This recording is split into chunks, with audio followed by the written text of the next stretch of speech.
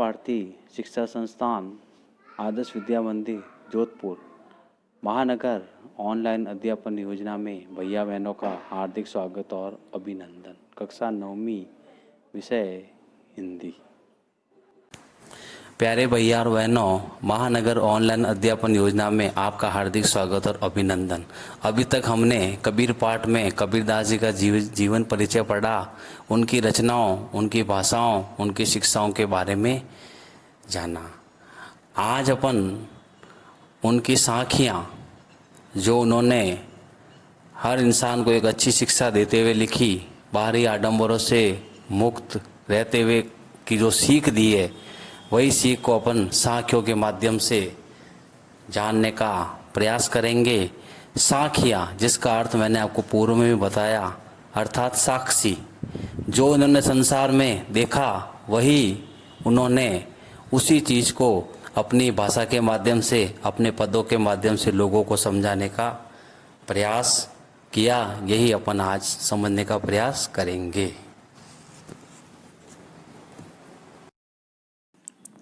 कबीर की साखियाँ। पहले साखी। मान सरोवर सुभर जल, हंसा के लिकराय, मुक्ता फल मुक्ता चुगे, अब उड़ी अनंत न जाए। शब्दार्थ। इसके अंदर शब्द दे रखा है सुभर, जिसका अर्थ है पूरी तरह भरा हुआ। केली यानी क्रीड़ा, मुक्ता फल यानी मोती, अनंत का मतलब अन्यत्र, कहीं और।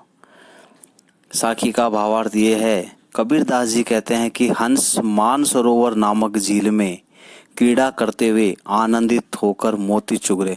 बड़े आनंद से मानसरोवर झील में सफ़ेद हंस क्रीड़ा करते हुए मोती चुग रहे हैं और वे इसे छोड़कर कहीं पर भी नहीं जाना चाहते हैं।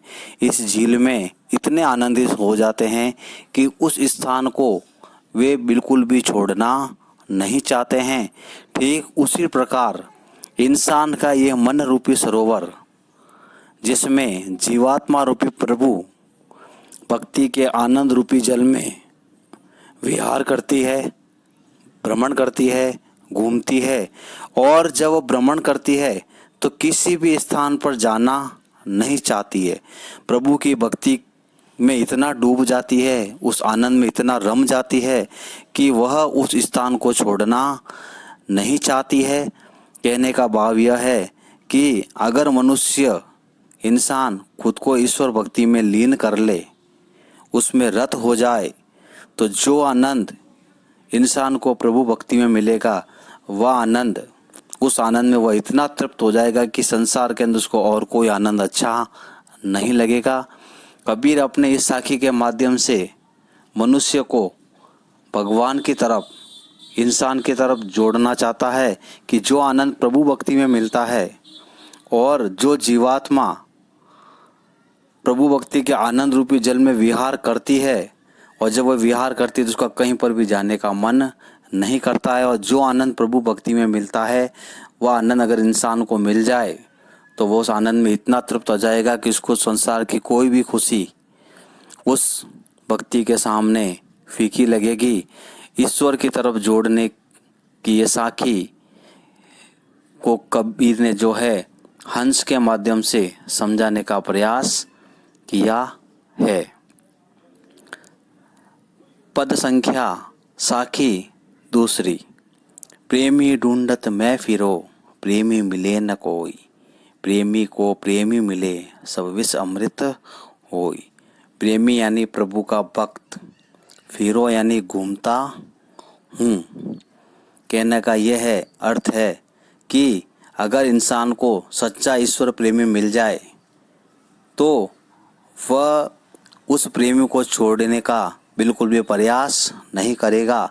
कबीर कहते हैं कि मैं सच्चे ईश्वर प्रेमी को ढूंढता रहा, इस संसार के अंदर मैंने सच्चे ईश्वर प्रेमी को ढूंढने का प्रयास किया, लेकिन मुझे इस संसार के अंदर कोई भी सच्चा प्रेमी नहीं मिला। कहने का अर्थ यह है कि कभी सच्चे ईश्वर प्रेमी को ढूंढता रहा, लेकिन ऐसा प्रेमी उसको तब तक नहीं मिला जब तक ढूंढने वाला स्वयं ईश्वर का सच्चा प्रेमी ना हो। और जब दो सच्चे प्रेमी आपस में मिल जाते हैं तो जहर भी अमृत बन जाता है।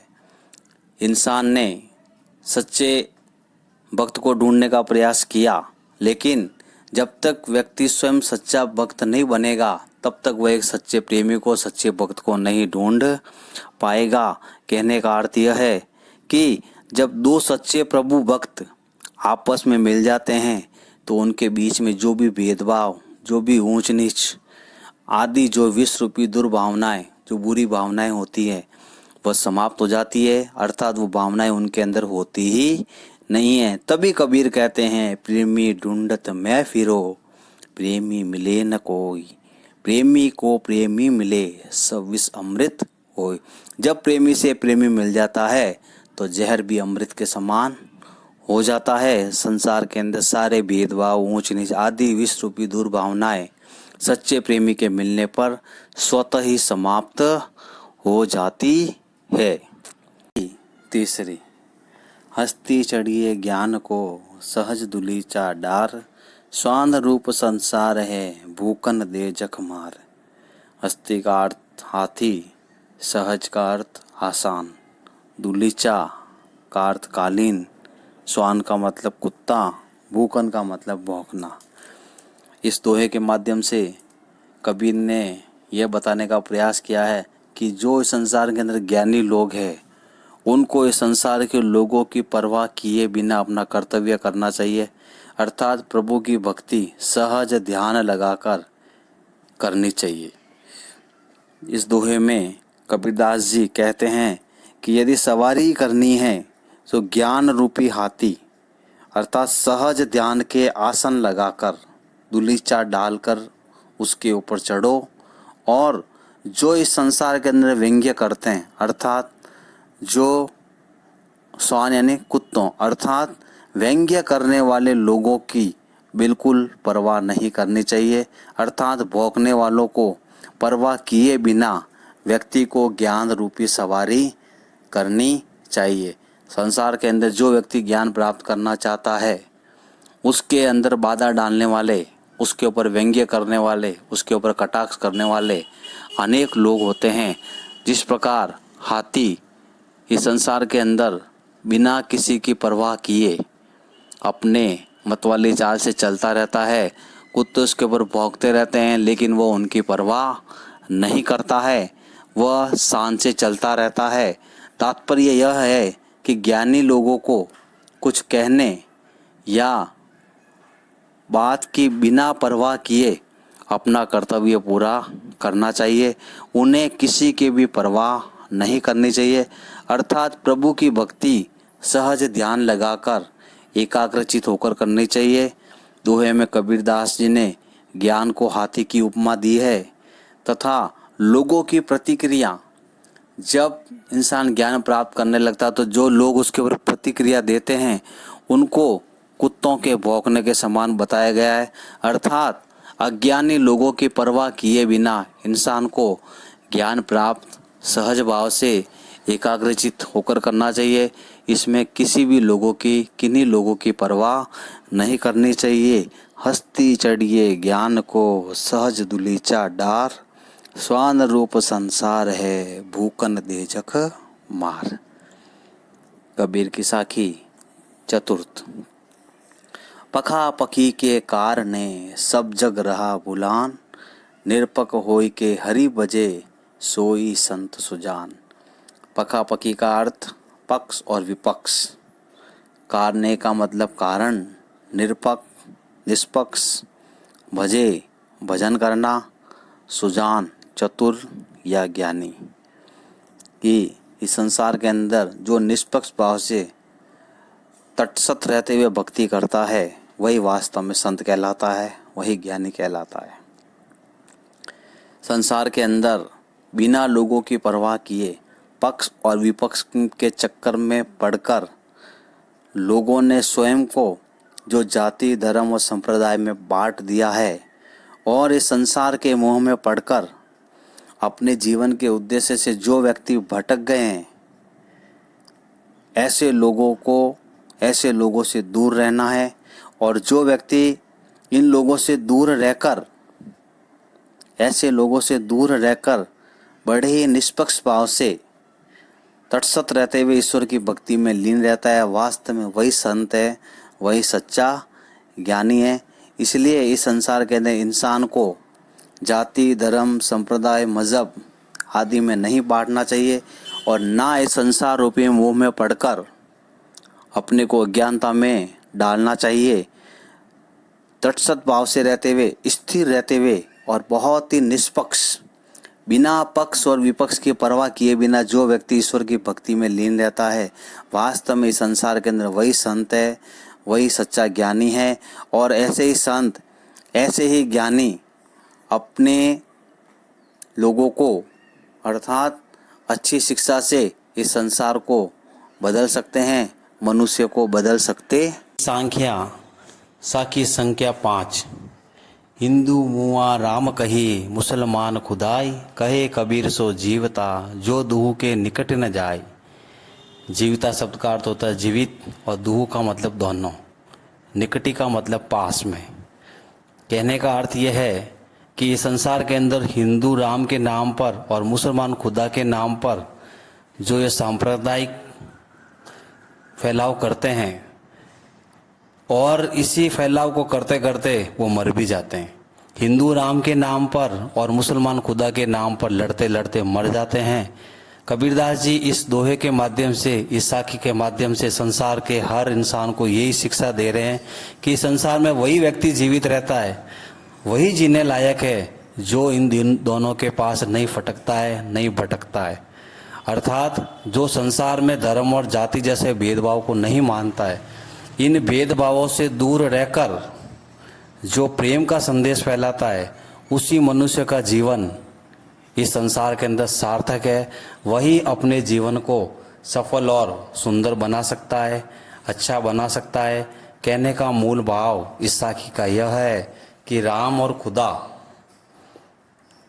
दोनों को जो व्यक्ति एक मानता है, वही ईश्वर की सच्ची भक्ति करता है, और वही एक सच्चे भक्त की पहचान है, जो किसी भी संप्रदाय में भेदभाव नहीं करता है। और अंत में वही इंसान, वही भक्त मोक्ष को प्राप्त करता है, और ईश्वर की नज़र में वही व्यक्ति महान कहलाता है, जो किसी के साथ कोई भेदभाव नहीं करता है, सभी के साथ समानता का व्यवहार करता है। इसी दोहे के माध्यम से उन्होंने यही समझाने का प्रयास किया है।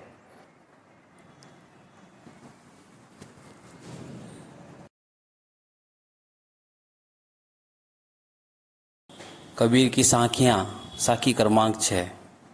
काबा फिरी काशी भया, रामई भया रहीम, मोट चून मैदा भया, बैठ कबीरा जीम।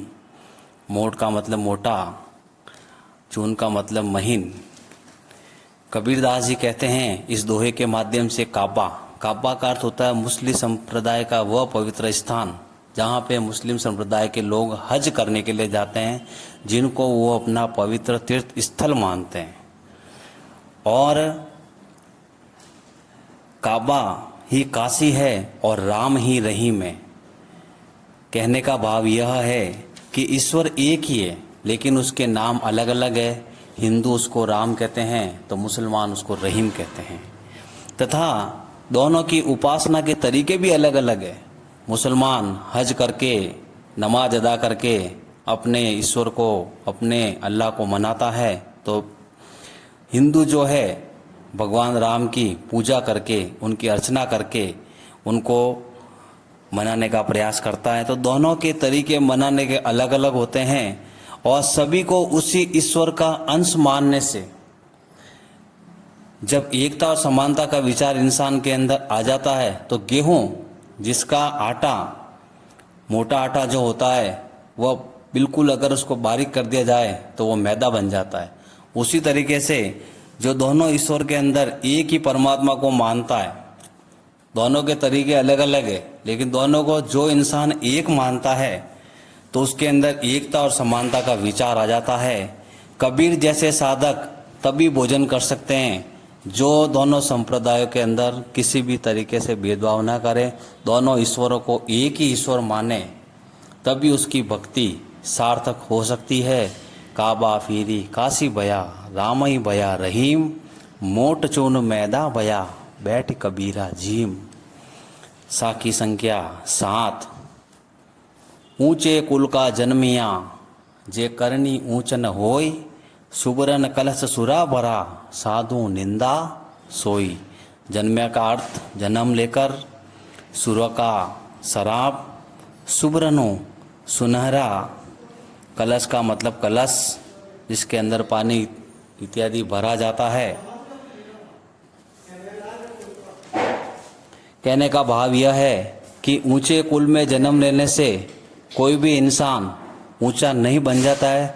हर व्यक्ति अपने कर्मों से महान माना जाता है। जे करनी ऊंच न होय, ऊंचा अर्थात महान बनने के लिए इंसान को ऊंचे कर्म, अच्छे कर्म करने पड़ते हैं। कोई भी व्यक्ति अगर ऊंचे कुल में जन्म ले रहा है, अच्छे वंश में जन्म ले रहा है, तो उससे वो महान नहीं बनता है। अपने कर्मों से, अपने गुणों से वह इंसान महान बनता है। इसमें कुल की, वंश की कोई भूमिका नहीं होती है। सुबरन कलश सुरा भरा, जिस प्रकार यदि शराब को सोने के कलश में भर दिया जाए तो भी वह साधुओं के लिए, अच्छे इंसानों के लिए पीने के योग्य नहीं बन सकती है। चाहे वो सोने के कलश में भरी हुई है, चाहे किसी भी महंगे कलश में भरी हुई है, लेकिन वह साधु जन के, अच्छे योग्य जनों के पीने के योग्य नहीं बन सकती है। साधु जन तो ऐसे शराब की पूरी तरीके से निंदा ही करेंगे। ठीक उसी प्रकार ऊंचे कुल में जन्म लेकर यदि कोई व्यक्ति नीच कर्म करने वाला होगा तो वह भी उस शराब की तरह निंदा का ही पात्र बनेगा। और इसलिए ऊंचे कुल में जन्म लेने पर भी व्यक्ति को अपने जीवन में अच्छे कर्म करने चाहिए। अच्छे कर्मों से उसकी पहचान बनेगी, बुरे कर्म से उसकी कोई पहचान नहीं बनेगी, चाहे भले ही उसने अच्छे वंश में जन्म लिया है। तभी कबीरदास जी कहते हैं, ऊंचे कुल का जन्मिया जे करनी ऊंच न होय, सुबरन कलश सुरा भरा साधु निंदा सोई। इस प्रकार कबीरदास जी ने अपनी हर साखी के माध्यम से हर इंसान को, समाज के हर वर्ग को एक अच्छी प्रेरणा, एक अच्छी सीख, एक अच्छा सबक देने का प्रयास किया है। जो व्यक्ति इन सारी चीज़ों को अपने जीवन में उतारता है वही एक अच्छा इंसान बन सकता है। यही बताने का उन्होंने प्रयास किया है। आगे अपन जो है साखी के बाद में इनके कुछ पद अपन आगे वाले कालांश में लेंगे, उनको समझने का प्रयास करेंगे। धन्यवाद।